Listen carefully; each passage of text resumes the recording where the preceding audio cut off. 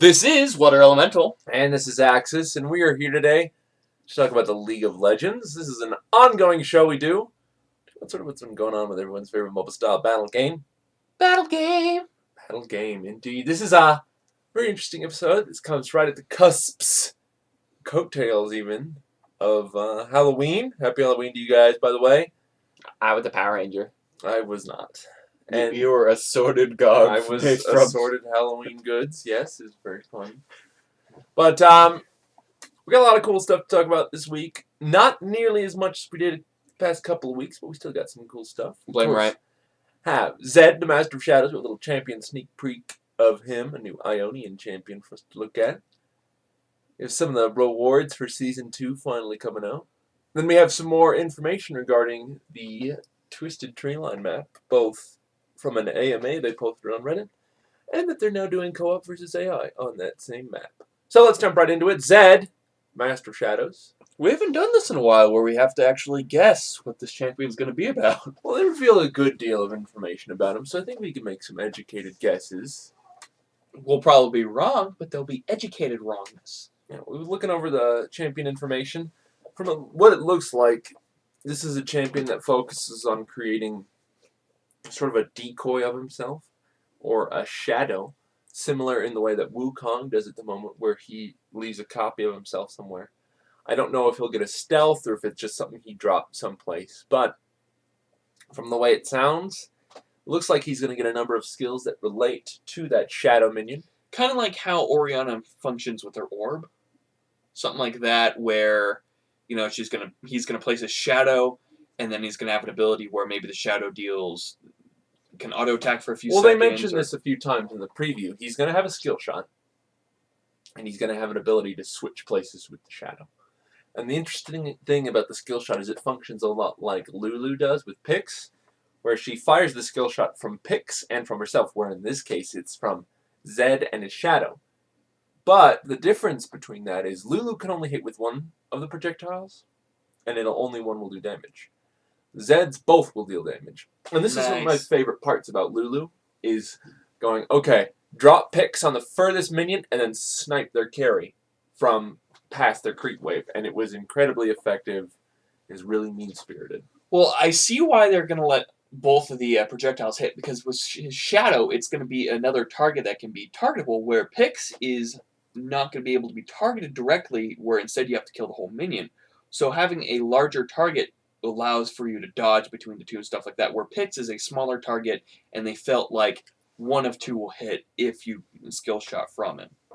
So I feel that that's a good change, but at the same time, it's understandable why you can't hit with Pix on both of them. Well, no, I'm not questioning the design. Oh, no, I'm just saying that's a good design choice. Because if it was the same way with the shadow, you'd be like, but why can't I hit with both? Unrewarding for setting up a giant shadow dude. Another thing they talked about is having the ability to switch places with your shadow. If you get in danger or if you want to get closer, you can quickly jump between the two. That'll be very interesting. This kind of reminds me of the there's a shadow assassin in this game, Dota. Maybe you guys have heard of it, but nope. Very fun game. You have her ultimate. She basically creates a copy of herself on every champion on the map, on every enemy, and they start auto attacking them. And you can switch places between any of those champions. So it's sort of like it's a really cool ability, and it really makes you go, okay, I need to kite her because she could jump on my face. But I don't know. Well, again, his image shows 5, 6, 7 like shadows around him. So we might have a thing where his ult might, for a few seconds, might do like a Shaco thing where 5 of them pop up on top of him, and he can just burst. Be scary. And then Karthus would go, they're all dead. Like, oh. Just like, at least the spiders just, boop. Oh. I think there's a lot of cool stuff they could do. I mean, there's a lot of cool characters that sort of have the shadow theme in some other games. Like Dota, again, I'll mention. There's this particular character, I think it's Templar Assassin, where she sort of has a similar shadow theme. And basically, she's a stealth where she stands still. And she turns invisible. And then the next person that walks by her, she can auto-attack from that standstill and do 400% damage. So, like, Teemo on crack. Well, no, because she's not a ranged character. She has slightly higher than melee range. She just waits there. You go, hey, what's going on over here? They die, and she just backs away. I'd love to see some really. I want to see some irregular mechanics. Because already being able to jump between shadows is something very new for Dota. I mean, being able to play around with minions, or not minions, but copies. Yeah. Is something very still relatively unheard of in this game. I mean, you have Mordekaiser, And you have a little bit of Yorick, LeBlanc, but it's nothing really where you're interacting with the minion. You're just saying, minion, go over there. But being able to interact and say, okay, I want my minion to shoot this direction while I'm going this direction, and I'm going to bounce over here and get behind him. That's a good question. That's new, and that's good. Are they going to have it so you can control the shadow, or is he going to be kind of like on set paths? Because if so, that means that his like when he places it, he's going to be able to be controlled from the key of his choice, kind of like how Shaco's ult is now, and same with Mordekaiser. It will be hard to say. I hope they do something interesting with it. You know it's going to come out after this episode's been finished recording. So. Yes, I think this is the exact skills that he has. You guys are wrong. I hope you die. But I don't know, guys. I hope to see it. Let us know what you think, and tell us we're wrong if we are. But I'm looking forward to Zed. He looks like Shredder. He's going to have a weakness to Power Rangers. No. He's going to have a weakness to Ninja Ramus. So. You think so? I think his name is Zed. Yeah, but he looks like Shredder from Ninja I Turtles. think they're just trying to gather up all your type of fanboy into one group on one champion. If we just get them all excited about this one, we don't have to do anything else for them. Zed from Power Rangers. He's also water. Seriously. And then just like in the shadows is like a character that you want, and you're just like, ugh. Now we're shut up spastic for good. Actually, speaking of things I want, there's just been a leak of some upcoming skins, which I'm reasonably excited about, because there are a number of skins that I would like. There is Dragon Trainer Lulu. Really? Noxian / Zon Darius, Ascended Varus, Special Forces Misfortune, Dark Harvester Victor, and Metal Wing Kale. Victor skin, Darius skin, Lulu skin. Awesome stuff. I mean, I don't give a crap about another Misfortune skin. I don't give a crap about another Kale skin. I don't play Kale anymore, but I have to own them all. I have to own them all. But Darius getting a new skin, that's good news. Victor needed one. Victor getting a new skin, that's good news. Misfortune, not really. Misfortune didn't need a new skin. Lulu and Varus getting a new skin. This is all tentative That's stuff awesome. leaked off Reddit, so don't take it fully. This is just stuff that's been leaked, quote unquote. It could change at any minute. But who knows? I'm still holding out for that Trundle skin. But if they're releasing Victor skins, maybe they're looking at Victor, finally, actually. Who knows? But these are tentative skins, guys. This is an interesting leak, and we hope to see more about it. Anyway, moving on to actual official news. Season 2 icons are finally being pushed out the door. Oh god, the rage. Let me just go on a little rant here.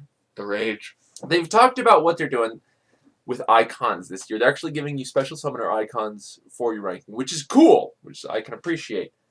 They're doing it different this year, though, right? So rather than just taking your highest rating and giving you everything for that, what they're doing instead is they're saying, okay, you get one rating and icon for each tier, or for each, rather, queue. Solo, 3s, and 5s. So you get one for each of those, which is great. And then you get your total, your bonus overall cool emblem based on your highest overall. So if you have platinum 3s, if you have platinum 5s, and then silver or bronze solo, you get silver total.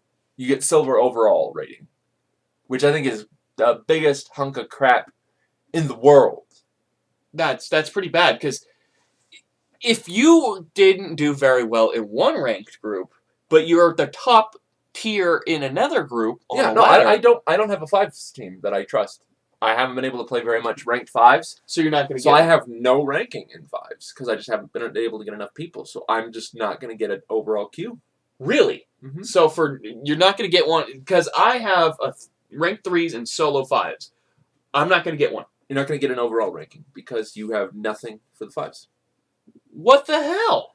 So basically, they're punishing people that don't have 4 friends that can play League well. And it's really silly. Then what's the point of having a solo queue if you're going to get punished for doing solo queue? What's the point of having a 3s team if you're going to get punished for not doing 5s? I mean, you still will get the emblem for your 3s team or your solo But you're not going to get the But you're not going to get the over... Well, I don't know what they're doing for borders, but for the icons, yeah, you won't get an overall Season 2 icon. It's a bunch of garbage, and it's stupid. They're probably going to have to change this, because that's horseshit. Sorry for the language, but that's... No, it's hosing a lot of people that maybe don't like to play 3s, or maybe don't have, 4 good friends to play 5s with them.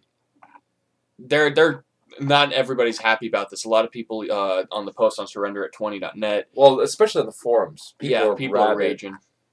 Have they said anything is the thing? Because I haven't looked. Not really. I think they're trying to get a PR statement together for it. Yeah, that's... Because, this is very late to announce that sort of thing. Like, hey, if you don't have a 5s rating, you're not going to get this icon. And it's, 5 days out from the season being over. And you're just like, oh. Because I've been focusing on my solo 5s. If I knew this, I would have gotten a 5s group. You and I would have gotten into a 5s group to get this done. Yep. But, I don't know. I'll try and drag something together, I guess. Yeah, we'll figure something out. Anyway, on to some other news. Twisted Treeline, more information coming out. They finally added co-op versus AI to it. I know I'm saying finally, even though the map's been out for like a week. But finally! There's beginner and intermediate modes available for 3v3. And you can go and you can play. You can learn the map a little bit. Because this is a very disorienting map at first. This is a good feature definitely to add. So players can sort of get into the willy of it without too much abrasiveness from their teammates.